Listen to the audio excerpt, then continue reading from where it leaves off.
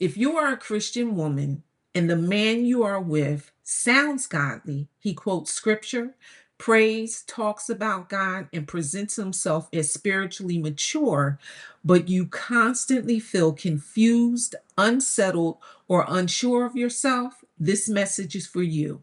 Many women come to me saying, I don't understand why I feel this way. He sounds so godly, but something feels off.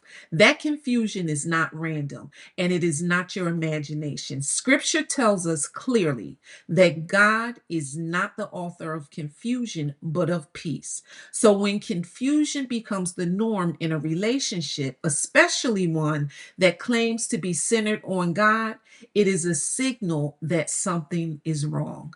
One of the most difficult things for Christian women to discern is that godly language can be used as a mask. And narcissistic men often learn how to speak the Christian terms because it gives them credibility, authority, and control. Quoting scripture, praying publicly, or talking about God does not automatically mean that a person is submitted to God. Scripture can be quoted accurately and still be applied manipulatively.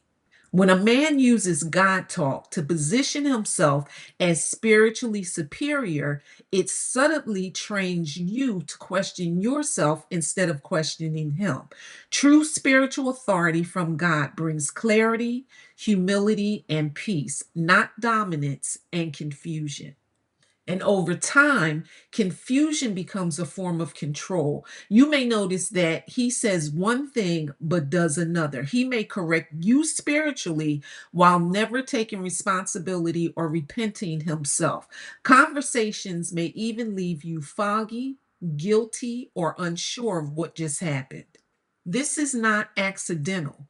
Confusion keeps you dependent, and dependence keeps you compliant. We learn in the Bible, in the book of James, that the wisdom that comes from God is first pure, then peaceable, gentle, and easy to be entreated. If his leadership feels heavy, disorienting, or leaves you anxious rather than at peace, that is not godly wisdom at work. Godly leadership always produces fruit that reflects godly character. It brings peace, safety, growth, and freedom. False spiritual leadership produces anxiety, fear of speaking up, self doubt, and spiritual paralysis. This is an important truth to sit with. If his presence consistently pulls you further away from peace, that is not God's covering. God does not lead his daughters through confusion, intimidation, or fear disguised as faithfulness. If this is resonating with you and you're starting to question what you've been experiencing, I want you to know that you are not alone. And you are also not overreacting. I created a free guide called 7 Ways Narcissistic Men Weaponize the Faith of Christian Women to help bring language and clarity to what so many women feel but can't yet name. You can find the link in the description or you can comment faith and I'll send it to you directly.